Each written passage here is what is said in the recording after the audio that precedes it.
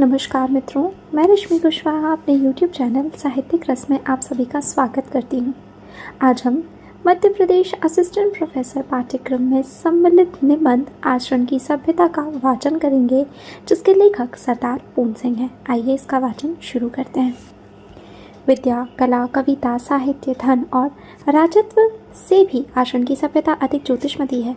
आचरण की सभ्यता को प्राप्त करके एक कंगाल आदमी राजाओं के दिलों पर भी अपना प्रभुत्व जमा सकता है। इस सभ्यता के दर्शन से कला, साहित्य और संगीत को अद्भुत सिद्धि प्राप्त होती है। राग अधिक मृदु हो जाता है। विद्या का तीसरा शिव नेत्र खुल जाता है। चित्रकला का मौन राग अलापने लग जाता है। वक्ता चुप हो जाता है। लेखक की लेखनी थम जाती है। मूर्ति बनाने वाले के सामने नए कपोल, नए नयन और नई छवि का दृश्य उपस्थित हो जाता है। आचरण की सभ्यतामय भाषा सदा मौन रहती है। इस भाषा का निघंटु शुद्ध श्वेत पत्रों वाला है। इसमें नाम मात्र के लिए भी शब्द नहीं। यह सभ्य आचरण नाद करता हुआ भी मौन है, व्याख्यान देता हुआ भी व्याख्यान के पीछे छुपा है, राग गाता हुआ भी राग के सुर के भीतर पड़ा है। मृदु वचनों की मिठास में आचरण की सभ्यता मौन रूप में खुली हुई है। नम्रता, दया, प्रेम और उदारता सबके सब सभ्य आचरण की भाषा के मौन व्याख्यान है। मनुष्य के जीवन पर मौन व्याख्यान का प्रभाव चिरस्थायी होता है और उसकी आत्मा का एक अंग हो जाता है। न काला, न पीला, नीला, न सफ़ेद, न पूर्वी, न पश्चिमी, न उत्तरी, न दक्षिणी, बेनाम, बेनिशान, बेमकान विशाल आत्मा के आचरण के मौन रूपणी सुगंधी सदा प्रसारित हुआ करती है। इसके मौन से प्रसूत प्रेम और पवित्रता, धर्म सारे जगत का कल्याण करके विस्तृत होते हैं।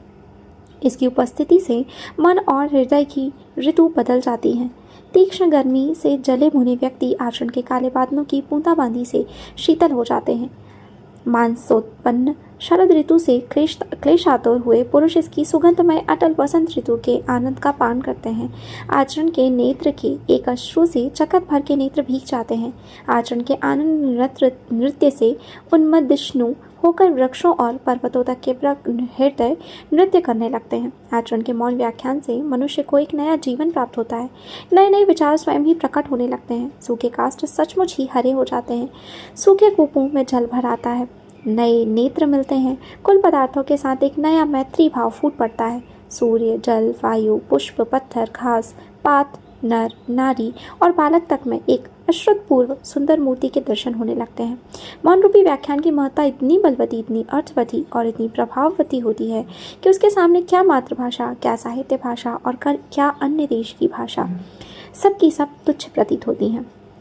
अन्य कोई भाषा दिव्य नहीं, केवल आचरण की मौन भाषा ही ईश्वरी है। विचार करके देखो, मौन व्याख्यान किस तरह आपके हृदय की नाड़ी नाड़ी में सुंदरता को पिरो देता है।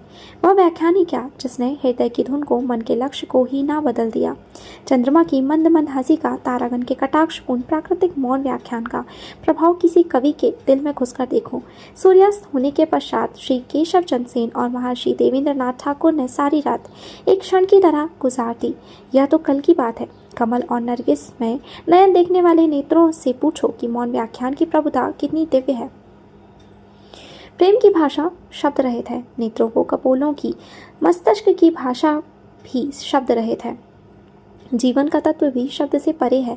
सच्चा आचरण प्रभावशील, अचल, स्थित, संयुक्त आचरण ना तो साहित्य के लंबे व्याख्यानों से घटा जा सकता है, न वेद की श्रुतियों के मीठे उपदेश से, न अंजल से, न कुरान से, न धर्म चर्चा से, न केवल सत्संग से।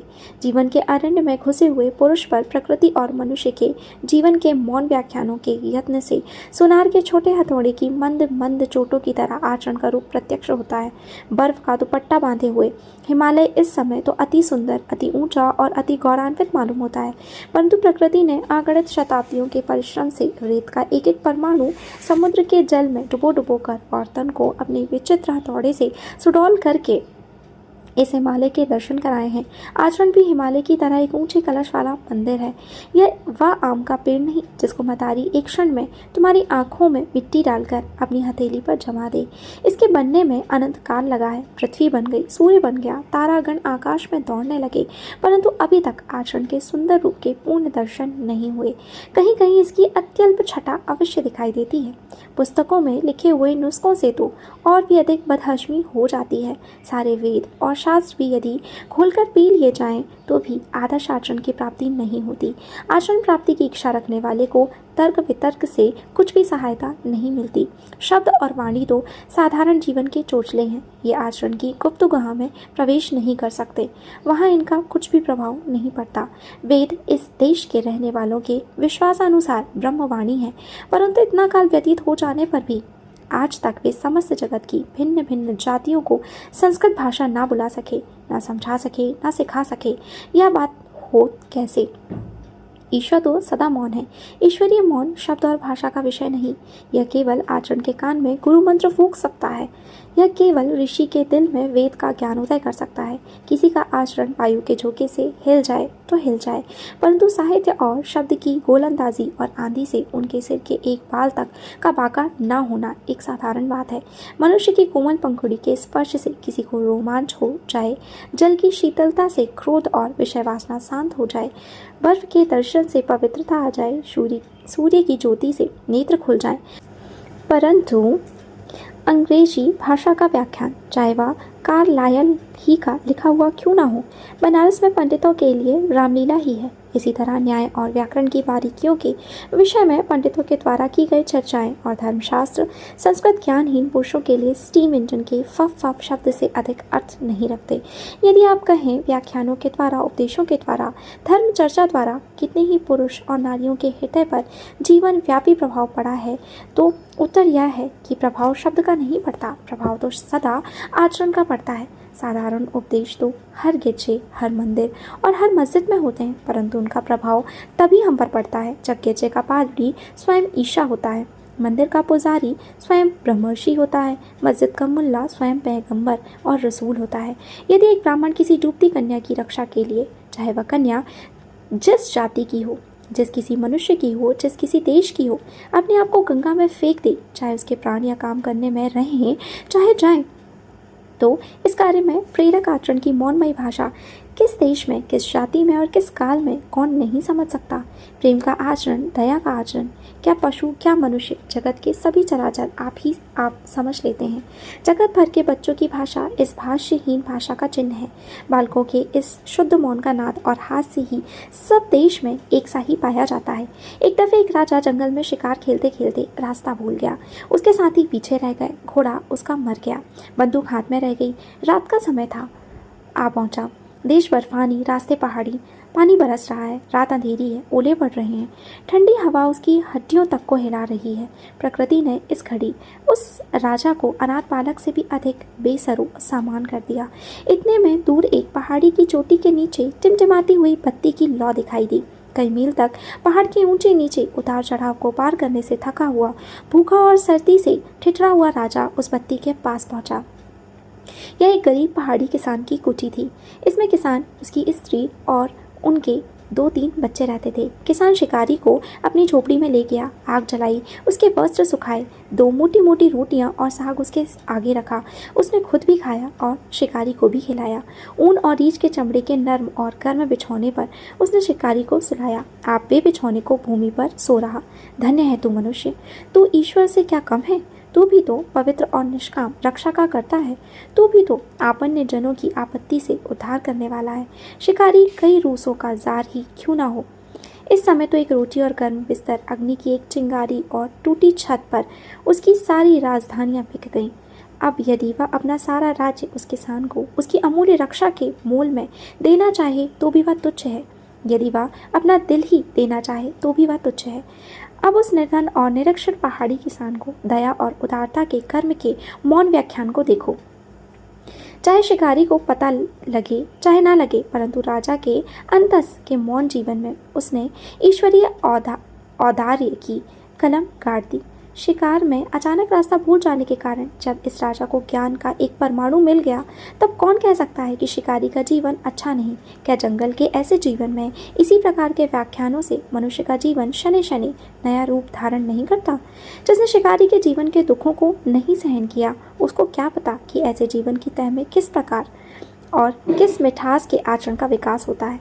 इसी तरह क्या एक मनुष्य के जीवन में और क्या एक जाति के जीवन में पवित्रता और अपवित्रता भी जीवन के आचरण को भली भांति गढ़ती है और उस पर भली भांति कुंदन करती है। जगई और मधई यदि पक्के लुटेरे ना होते तो महाप्रभु चैतन्य के आचरण संबंधी मौन व्याख्यान को ऐसी दृढ़ता से कैसे ग्रहण करते। नग्न नारी को स्नान करते देख सूदास जी यदि कृष्णार्पण किए गए अपने हृदय को एक बार फिर उस नारी की सुंदरता निरखने में ना लगाते और उस समय फिर एक बार अपवित्र ना होते तो सूर सागर में प्रेम का वह मौन व्याख्यान, आचरण का वह उत्तम आदर्श कैसे दिखाई देता।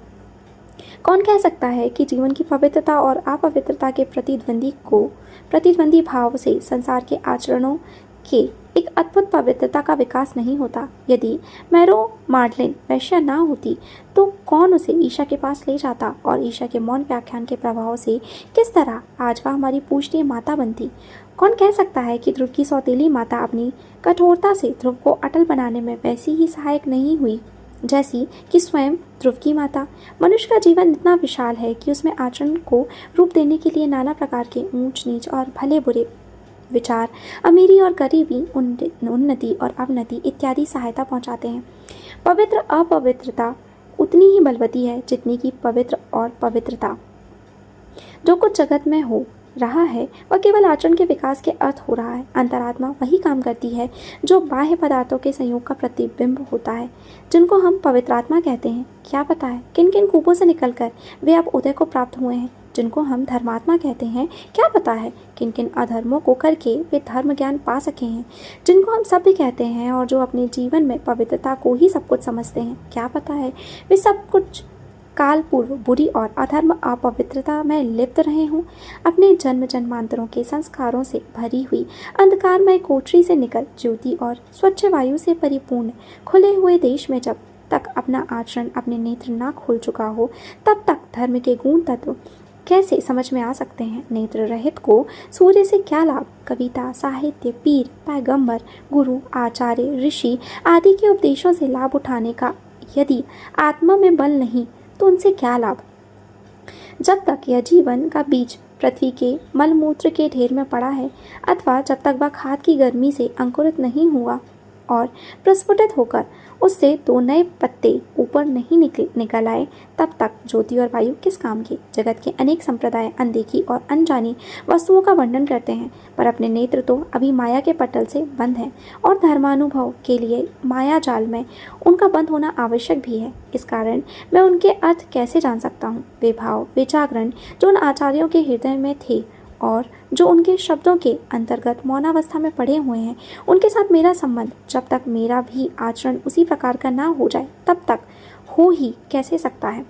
ऋषि को तो मौन पदार्थ भी उपदेश दे सकते हैं, टूटे फूटे शब्द भी अपना अर्थ भाषित कर सकते हैं। तुच्छ से भी तुच्छ वस्तु उसकी आंखों में उसी महात्मा का चिन्ह है जिसका चिन्ह उत्तम से उत्तम पदार्थ है। राजा में फकीर छिपा है और फकीर में राजा। बड़े से बड़े पंडित में मूर्ख छिपा है और बड़े से बड़े मूर्ख में पंडित। वीर में कायर और कायर में वीर सोता है। पापी में महात्मा और महात्मा में पापी डूबा हुआ है। वह आचरण जो धर्म संप्रदायों के अनुच्चारित शब्दों को सुनता है, हम में कहाँ। जब वही नहीं तब फिर क्यों ना ये संप्रदाय हमारे मानसिक महाभारतों का कुरुक्षेत्र बने। क्यों ना अप्रेम, अपवित्र, हत्या और अत्याचार इन संप्रदाय के नाम से हमारा खून करें। कोई भी संप्रदाय आचरण रहित पुरुषों के लिए कल्याणकारक नहीं हो सकता और आचरण वाले पुरुषों के लिए सभी धर्म संप्रदाय कल्याणकारक हैं। सच्चा साधु धर्म को गौरव देता है, धर्म किसी को गौरवान्वित नहीं करता।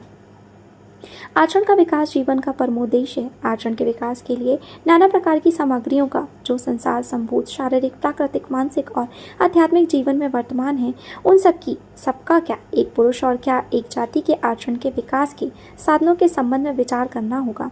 आचरण के विकास के लिए जितने कर्म हैं उन सबको आचरण के संगठनकर्ता धर्म के अंग मानना पड़ेगा। चाहे कोई कितना ही बड़ा महात्मा क्यों ना हो, वह निश्चय पूर्वक यह नहीं कह सकता कि यूं ही करो और किसी तरह नहीं। आचरण की सभ्यता की प्राप्ति के लिए वह सबको एक पथ नहीं बता सकता। आचरणशील महात्मा स्वयं भी किसी अन्य की बनाई हुई सड़क से नहीं आया, उसने अपनी सड़क स्वयं ही बनाई थी।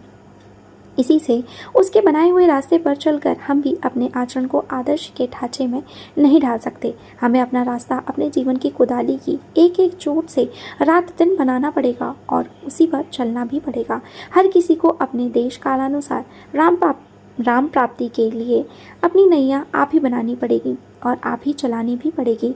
यदि मुझे ईश्वर का ज्ञान नहीं तो ऐसे ज्ञान से क्या प्रयोजन।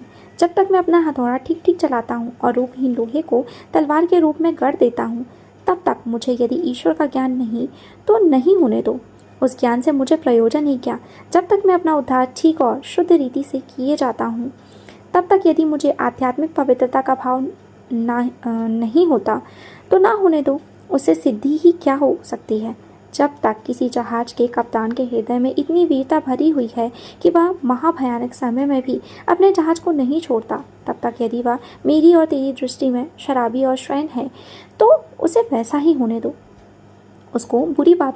उसकी बुरी बातों से हमें प्रयोजन ही क्या। आंधी हो, बर्फ हो, बिजली की कड़क हो, समुद्र का तूफान हो, वह दिन रात आँख खोले अपने जहाज की रक्षा के लिए जहाज के पुल पर घूमता हुआ अपने धर्म का पालन करता है। वह अपने जहाज के साथ समुद्र में डूब जाता है, परंतु अपना जीवन बचाने के लिए कोई उपाय नहीं करता।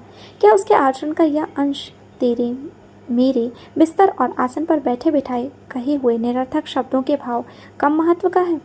ना मैं किसी गिरजे में जाता हूँ, ना किसी मंदिर में, ना मैं नमाज पढ़ता हूँ और ना ही रोज़ा रखता हूँ, ना संध्या ही करता हूँ और ना ही कोई देव पूजा ही करता हूँ, ना किसी आचार्य के नाम का मुझे पता है और ना किसी के आगे मैंने सिर ही झुकाया है। तो इससे प्रयोजन हो क्या और इससे हानि भी क्या। मैं तो अपनी खेती करता हूँ, अपने हल और बैलों को प्रातःकाल उठकर प्रणाम करता हूँ। मेरा जीवन जंगल के पेड़ों और पत्तियों की संगति में गुजरता है। आकाश के बादलों को देखते मेरा दिन निकल जाता है। मैं किसी को धोखा नहीं देता। हाँ, यदि कोई मुझे धोखा दे तो उससे मेरी कोई हानि नहीं। मेरे खेत में अन्न उग रहा है, मेरा घर अन्न से भरा है। बिस्तर के लिए मुझे एक कमली काफ़ी है, कमर के लिए लंगोटी और सिर के लिए एक टोपी बस है। हाथ पाँव मेरे बलवान हैं, शरीर मेरा आरोग्य है। भूख खूब लगती है। बाजरा और मकई, छाछ और दही, दूध और मक्खन मुझे और बच्चों को खाने के लिए मिल जाता है। क्या इस किसान की सादगी और सच्चाई में वह मिठास नहीं जिसकी प्राप्ति के लिए भिन्न भिन्न धर्म संप्रदाय लंबी चौड़ी और चिकनी चुपड़ी बातों द्वारा दीक्षा दिया करते हैं? जब साहित्य, संगीत और कला की अति ने रोम को घोड़े से उतारकर मखमल के गद्दों पर लिटा दिया, जब आलस्य और विषय विकार की लंपटता ने जंगल और पहाड़ की साफ हवा से, असभ्य और उदंड जीवन से रोम वालों का मुख मोड़ दिया, तब रोम नरम तकियों और बिस्तरों पर ऐसा सोया कि अब तक न आप जाग सका और न उसे कोई जगा सका। एंग्लो सैक्सन जाति ने तो जो उच्च पद प्राप्त किया, बस उसने अपने समुद्र, जंगल और पर्वत से संबंध रखने वाले जीवन से ही प्राप्त किया। जाति की उन्नति लड़ने भिड़ने, मरने मारने, लूटने और लुट जाने, शिकार करने और शिकार होने वाले जीवन का ही परिणाम है। लोग कहते हैं केवल धर्म ही जाति की उन्नत करता है। यह ठीक है, परंतु यह धर्मांकर जो जाति को उन्नत करता है, इस असभ्य कमीने पापमय जीवन की गंदी राख के ढेर के ऊपर नहीं उगता। मंदिरों और गिरजों को मंद मंद टिमटिमाती हुई मोमबत्तियों की रोशनी से यूरोप इस उच्चावस्था को नहीं पहुंचा। वह कठोर जीवन जिसको देश देशांतरों को ढूंढते फिरते रहने के बिना शांति नहीं मिलती, जिसकी अंतर्ज्वाला दूसरी जातियों को जीतने, लूटने, मारने और उन पर राज करने के बिना मंद नहीं पड़ती, केवल वही विशाल जीवन समुद्र की छाती पर मूंग दलकर और पहाड़ों को फांद कर उनको उस महानता की ओर ले गया और ले जा रहा है। रॉबिन हुड की प्रशंसा इंग्लैंड के जो कवि अपनी सारी शक्ति खर्च कर देते हैं, उन्हें तत्वदर्शी कहना चाहिए, क्योंकि रॉबिन हुड जैसे भौतिक पदार्थों से ही नेल्सन और वेलिंगटन जैसे अंग्रेज वीरों की हड्डियां तैयार हुई थी। लड़ाई के आजकल के समान गोला बारूद, जंगी जहाज और तिजारती बेड़ों आदि को देखकर कहना पड़ता है कि इसमें वर्तमान सभ्यता से भी कहीं अधिक उच्च सभ्यता का जन्म होगा। यदि यूरोप के समुद्रों में जंगी जहाज मक्खियों की तरह ना फैल जाते और यूरोप का घर घर सोने और हीरे से ना भर जाता, तो वहाँ पदार्थ विद्या के सच्चे आचार्य और ऋषि कभी न उत्पन्न होते। पश्चिमी ज्ञान से मनुष्य मात्र को लाभ हुआ है। ज्ञान का वह सहरा बाहरी सभ्यता की अंतर्वर्धिनी आध्यात्मिक सभ्यता का वह मुकुट जो आज मनुष्य जाति ने पहन रखा है, यूरोप को कदापि ना प्राप्त होता यदि धन और तेज को एकत्र करने के लिए यूरोप निवासी इतने कमीने ना बनते। यदि सारे पूर्वी जगत ने इस महत्ता के लिए अपनी शक्ति से अधिक भी चंदा देकर सहायता की तो क्या बिगड़ गया। एक तरफ जहाँ यूरोप के जीवन का एक अंश असभ्य प्रतीत होता है, कमीना और कायरता से भरा मालूम होता है, वहीं दूसरी ओर यूरोप के जीवन का वह भाग जिसमें विद्या और ज्ञान के ऋषियों का सूर्य चमक रहा है, इतना महान है कि थोड़े ही समय में पहले अंश को मनुष्य अवश्य ही भूल जाएंगे। धर्म और आध्यात्मिक विद्या के पौधे को ऐसी आरोग्यवर्धक भूमि देने के लिए जिसमें वह प्रकाश और वायु सदा खिलता रहे, सदा फूलता रहे, सदा फलता रहे, यह आवश्यक है कि बहुत से हाथ एक अनंत प्रकृति के ढेर को एकत्र करते रहें। धर्म की रक्षा के लिए क्षत्रियों को सदा ही कमर बांधे हुए सिपाही बने रहने का भी तो यही अर्थ है। यदि कुल समुद्र का जल उड़ा दो तो रेडियम धातु का एक कण कहीं हाथ लगेगा। आचरण का रेडियम क्या, एक पुरुष का और क्या जाति का और क्या जगत का, सारी प्रकृति को खाद बनाए बिना, सारी प्रकृति को हवा में उड़ाए बिना भला कम मिलने का है। प्रकृति को मिथ्या करके नहीं उड़ाना, उसे उड़ाकर मिथ्या करना है। समुद्र में डोरा डालकर अमृत निकालना है, सो भी कितना, जरा सा। संसार की खाक छानकर आचरण का स्वर्ण हाथ आता है, क्या बैठे बिठाए भी वह मिल सकता है। हिंदुओं का संबंध यदि किसी प्राचीन असभ्य जाति के साथ रहा होता तो उनके वर्तमान वंश में अधिक बलवान श्रेणी के मनुष्य होते, तो उनमें भी ऋषि, पराक्रमी, जनरल और धीर वीर पुरुष उत्पन्न होते। आजकल तो वे उपनिषदों के ऋषियों से पवित्रतामय प्रेम के जीवन को देख देख कर अहंकार में मग्न हो रहे हैं और दिन पर दिन अधोगति की ओर जा रहे हैं। यदि वे किसी जंगली जाति की संतान होते तो उनमें भी ऋषि और बलवान योद्धा होते। ऋषियों को पैदा करने के योग्य असभ्य पृथ्वी का बन जाना तो आसान है, परंतु ऋषियों को अपनी उन्नति के लिए राख और पृथ्वी बनाना कठिन है, क्योंकि ऋषि तो केवल अनंत प्रकृति पर सचते हैं, हमारी जैसी पुष्प शैया पर मुरझा जाते हैं। माना कि प्राचीन काल में यूरोप में सभी असभ्य थे, परंतु आजकल तो हम असभ्य हैं। उनकी सभ्यता के ऊपर, असभ्यता के ऊपर ऋषि जीवन की उच्च सभ्यता फूल रही है और हमारे ऋषियों के जीवन की फूल की शैया पर आजकल असभ्यता का रंग चढ़ा हुआ है। सदा ऋषि पैदा करते रहना अर्थात अपनी ऊंची चोटी के ऊपर इन फूलों को सदा धारण करते रहना ही जीवन के नियमों का पालन करना है। तारागणों को देखते देखते भारतवर्ष अब समुद्र में गिरा एक कदम और धम से नीचे। कारण इसका केवल यही है कि वह अपने अटूट स्वप्न में देखता रहा है और निश्चय करता रहा है कि मैं रोटी के बिना जी सकता हूँ, हवा में पद्मासन जमा सकता हूँ, पृथ्वी से अपना आसन उठा सकता हूँ, योग सिद्धि द्वारा सूर्य और ताराओं के गुण भेदों को जान सकता हूँ, समुद्र की लहरों पर बेखट के सो सकता हूँ। यह इसी प्रकार के स्वप्न देखता रहा, परंतु अब तक न संसार ही की और न राम की ही दृष्टि में इसका एक भी वचन सत्य सिद्ध हुआ है। यदि अब भी इसकी निद्रा ना खुली तो बेधड़क शंख फूंक दो, कूच का घड़ियाल बजा दो, कह दो भारतवासियों का इस असार संसार से कूच हुआ। लेखक का तात्पर्य केवल यह है कि आचरण केवल मन के स्वप्नों से कभी नहीं बना करता। उसका सिर तो शिलाओं के ऊपर खिस खिस कर बनता है, उसके फूल तो सूर्य की गर्मी और समुद्र के नमकीन पानी से बारंबार भीग कर और सूख कर अपनी लाली पकड़ते हैं। हजारों साल से धर्म पुस्तकें लिखी हुई हैं, अभी तक उनसे तुम्हें कुछ विशेष लाभ नहीं हुआ, तो फिर अपने हठ में पड़े क्यों मर रहे हो? अपनी अपनी स्थिति को क्यों नहीं देखते? अपनी अपनी कुदाली हाथ में लेकर क्यों आगे नहीं बढ़ते? पीछे मुड़ मुड़कर देखने से क्या लाभ? अब तो खुले जगत में अपने अश्वमेध यज्ञ का घोड़ा छोड़ दो। तुम में से हर एक को अपना अश्वमेध करना है। चलो तो सही, अपने आप की परीक्षा करो। धर्म के आचरण की प्राप्ति यदि ऊपरी आडंबरों से होती तो आजकल भारत निवासी सूर्य के समान शुद्ध आचरण वाले हो जाते। भाई, माला से तो जप नहीं होता, गंगा में नहाने से तो तप नहीं होता, पहाड़ों पर चढ़ने से प्राणायाम हुआ करता है, समुद्र में तैरने से नीति धुलती है, आंधी पानी और साधारण जीवन के ऊंच नीच, सर्दी गर्मी, अमीरी गरीबी को झेलने से तप हुआ करता है। आध्यात्मिक धर्म के स्वप्नों की शोभा तभी भली लगती है जब आदमी अपने जीवन का धर्म पालन करे। खुले समुद्र में न अपने जहाज पर बैठकर ही समुद्र की आध्यात्मिक शोभा का विचार होता है। भूखे को तो चंद्र और सूर्य भी केवल आटे की बड़ी बड़ी 2 रोटियों से प्रतीत होता है। कुटियों में ही बैठकर धूप, आंधी और बर्फ की दिव्य शोभा का आनंद आ सकता है। प्राकृतिक सभ्यता के आने पर ही मानसिक सभ्यता आती है और तभी वह स्थिर भी रह सकती है। मानसिक सभ्यता के होने पर ही आचरण सभ्यता की प्राप्ति संभव है और तभी वह स्थिर भी हो सकती है। जब तक निर्धन पुरुष पाप से अपना पेट भरता है तब तक धनवान पुरुष के शुद्ध आचरण की पूरी परीक्षा नहीं।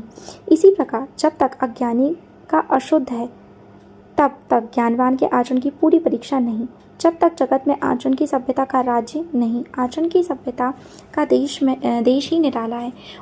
उसमें ना शारीरिक झगड़े हैं, ना मानसिक, ना आध्यात्मिक, ना उसमें विद्रोह है, ना जंग ही का नामो निशान और ना वहाँ कोई ऊंचा है ना नीचा, ना कोई वहाँ धनवान है और ना ही कोई वहाँ निर्धन। वहाँ प्रकृति का नाम नहीं, वहाँ तो प्रेम और एकता का अखंड राज्य है। जिस समय बुद्धदेव ने स्वयं अपने हाथों से हाफिज शिराजी का सीना उलटकर उसे मौन आचरण का दर्शन कराया, उस समय फारस में सारे बौद्धों को निर्वाण के दर्शन हुए और सबके सब आचरण की सभ्यता के देश को प्राप्त हो गए। जब पैगंबर मोहम्मद ने ब्राह्मण को चीरा और उसके मौन आचरणों को नंगा किया, तब सारे मुसलमानों को आश्चर्य हुआ कि काफिर में मोमिन किस प्रकार गुप्त था। जब शिव ने अपने हाथ से ईशा के शब्दों को परे फेंक कर उसकी आत्मा के नंगे दर्शन कराए, तब हिंदू चकित हो गए कि वह नग्न करने अथवा नग्न होने वाला उसका कौन सा शिव था। हम तो एक दूसरे में छिपे हुए हैं। हर एक पदार्थ को परमाणुओं में परिणत करके उसके प्रत्येक परमाणु में अपने आप को ढूंढना, अपने आप को एकत्र करना अपने आचरण को प्राप्त है। आचरण की प्राप्ति एकता की दशा की प्राप्ति है। चाहे फूलों की शैया हो, चाहे कांटों की, चाहे निर्धन हो, चाहे धनवान, चाहे राजा हो, चाहे किसान, चाहे रोगी हो, चाहे निरोग, हृदय इतना विशाल हो जाता है कि उसमें सारा संसार बिस्तर लगाकर आनंद से आराम कर सकता है। जीवन आकाशवत हो जाता है और नाना रूप और रंग अपनी अपनी शोभा में बेखटके निर्भय होकर स्थित हो सकते हैं। आचरण वाले नयनों का मौन व्याख्यान केवल यह है, सब कुछ अच्छा है, सब कुछ भला है। जिस समय आचरण की सभ्यता संसार में आती है, उस समय नीले आकाश से मनुष्य को भेद ध्वनि सुनाई देती है। नर नारी पुष्पवत खिलते जाते हैं। प्रभात हो जाता है, प्रभात का गजर बज जाता है, नारद की वीणा आलापने लगती है, ध्रुव का शंख गूंज उठता है, प्रहलाद का नृत्य शुरू होता है, शिव का डमरू बजता है, कृष्ण की बांसुरी की धुन प्रारंभ हो जाती है। जहाँ ऐसे शब्द होते हैं, जहाँ ऐसे पुरुष रहते हैं, जहाँ ऐसी ज्योति होती है, वहीं आचरण की सभ्यता का सुनहरा देश है। वही देश मनुष्य का स्वदेश है। जब तक घर ना पहुँच जाए, सोना अच्छा नहीं, चाहे वेदों में हो, चाहे इंजिल में, चाहे कुरान में, चाहे त्रिपिटक में, चाहे इस स्थान में, चाहे उस स्थान में, कहीं भी सोना अच्छा नहीं। आलस्य मृत्यु है। लेख तो पेड़ों के चित्र सादृश्य होते हैं, पेड़ तो होते ही नहीं जो फल लावें। लेखक ने यह चित्र इसलिए भेजा है कि सरस्वती में चित्र को देखकर शायद कोई असली पेड़ को जाकर देखने का यत्न करे। धन्यवाद।